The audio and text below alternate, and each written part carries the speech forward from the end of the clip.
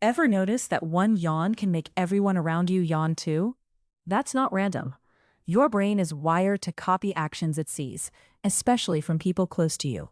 It's called contagious yawning, and it may be linked to empathy and social bonding. Here's the surprising part. Researchers don't think it's just about needing more oxygen. The exact reason yawning spreads is still debated, but brain regions involved in catching and copying behavior seem to play a role. Even some animals do it, including chimpanzees and dogs. So the next time you yawn after seeing someone else do it, your brain may be doing a tiny social copy.